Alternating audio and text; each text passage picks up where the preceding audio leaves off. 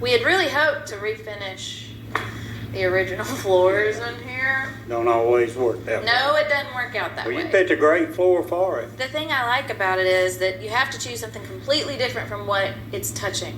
Right. So if you've got this original heart pine in here, this wouldn't need to look like a wood floor because they would never match. And I like that it's so contrasting. We're gonna have a lot of light and dark and color, and It's gonna look really it's nice. gonna be a good kitchen. All right, thank you, David. Yes, ma'am, thanks.